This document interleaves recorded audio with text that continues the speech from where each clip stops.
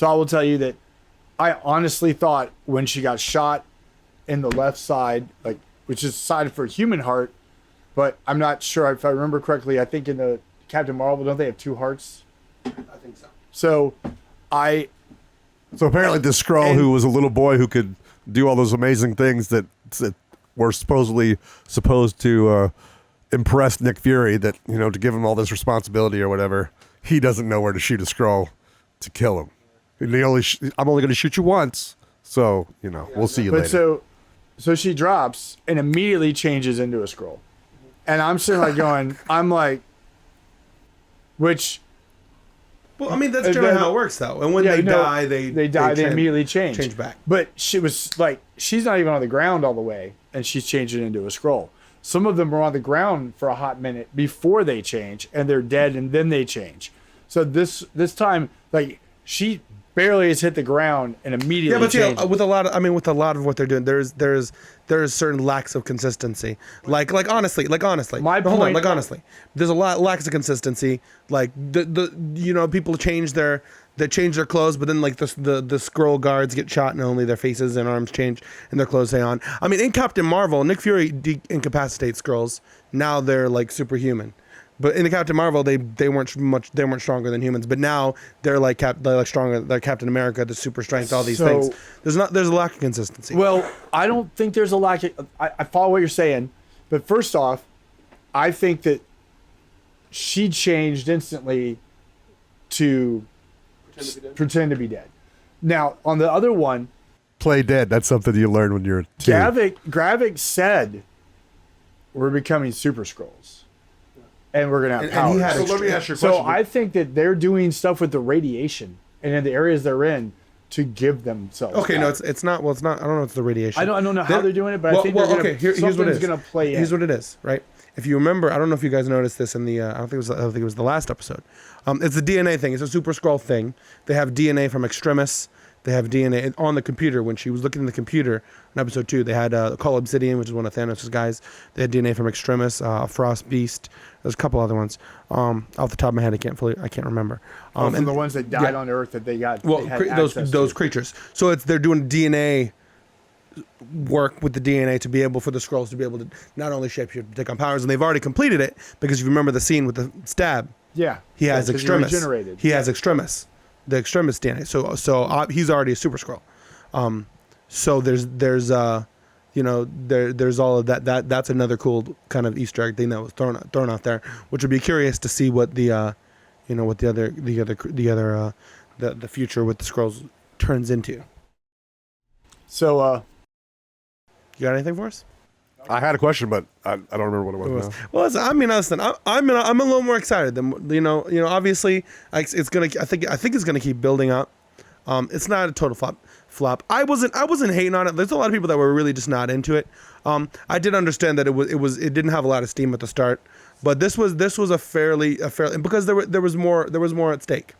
With the whole UN nuke situation, there was a little more at stake. There was a little more dramatic. That whole a little less exposition. That whole set of scenes where the plane is getting closer and closer into that circle, and the 2 guys on the sub are about to launch, and the guy's like, I think we need to call and verify this, and it's all like freaking, and they're about to launch, and then they get the stand down. The one guy's like, What's interesting about that is I thought for the episode and the series and where they were going, they were going to do it.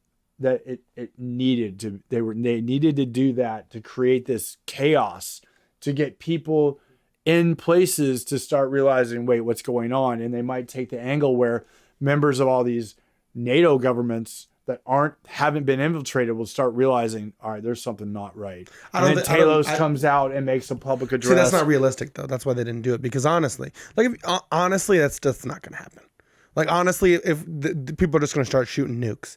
If a nuke goes off, no one's going to go, let's figure out who shot the nuke. There's going to be this knee-jerk reaction. That's why, it's going to be that way. And then you consider the Secretary General of NATO is a Skrull. So even if people are trying to be reasonable, he's going to be pushing them to nuke, right? So it's like, obviously, if they did that, realistically, I don't think it would work. Well, you might be right. But so why would you, if you're trying to take over a planet, why do you want to destroy it? Well, they're not destroying it because the radiation doesn't bother them. Yeah, they're immune. That's to why they stay radiation. in nuclear plants. So they're trying to nuke the world. The radiation doesn't bother them, but if there's no trees and no sky and no healthy water, what do they eat? Can they They grow? don't necessarily. But they're growing their own. They're growing their own like Skrull planet food. Remember the guy, the weird Skrull fruit. And so it grows. So it's a in radiation. Well, they have this superior technology, and assuming it's probable if radiation doesn't really damage them, then it probably wouldn't really damage their crops. But it could also be like realistically, it could also just be like those guys aren't considering it.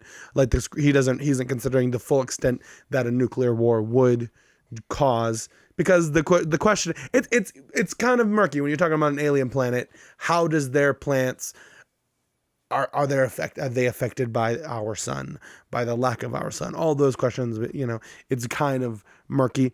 I think the basis they did is they set up the radiation doesn't bother them, so that's why they want to nuke everything, because then they can still live here because radiation doesn't bother them, but we'll all be dead.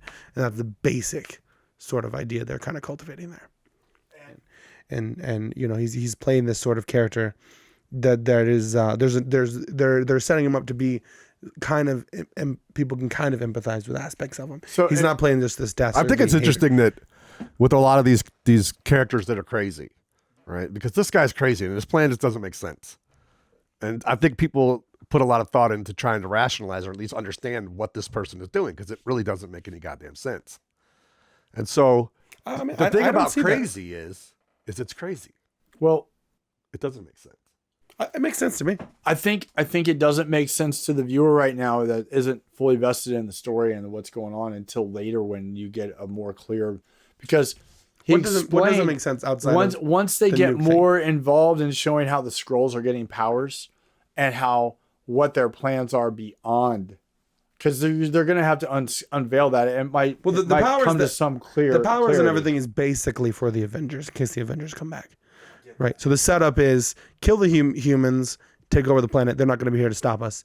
The biggest thing, the weakness that they have that we don't have is radiation. So you're telling me that the person, Gravik, is that his name? Yeah.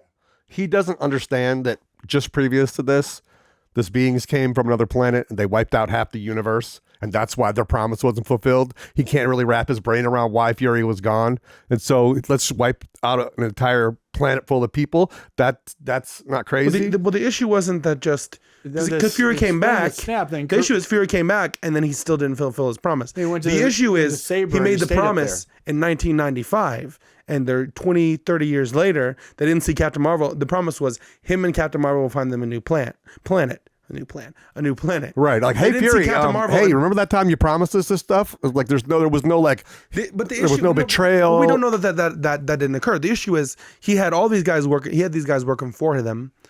He didn't bring any of this. The Skrulls, which I think we talked about last time, which I wasn't sure of, but which is after the blip, then all the million Skrulls showed up. Before that, it was like 20 Skrulls. Right, he says like 19 of them joined. I think it was that small group of Skrulls. It was after the blip. Yeah, it wasn't until right. It was between the two movies, I think, is the way they explained it. So after Thanos snaps his finger, kills half the universe, and Maria Hill and Fury are gone. They're dead, and that's where Talos is like, "Well, I got all these people out here. They're gonna die, and the Kree still hunting them down. We'll bring them here." So then the blip gets reversed later. And Fury's back. And they're like, all right, he's going to do something. It was 5 years? That he's 5 years. 5 years where he's gone. Yeah, I can see how that's a major betrayal. And then after the 5 years. I can see how someone a being would think that was a major betrayal and that it deserves to wipe out an entire race. Here's the thing. You're missing the entire 1995. Here's the other thing, right? Because here's the it's more like this, right?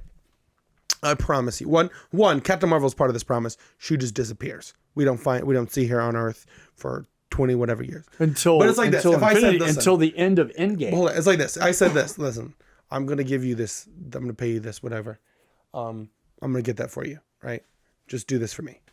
All right. Just keep doing this for me. And it's 20 years of, all right, we're going to do that.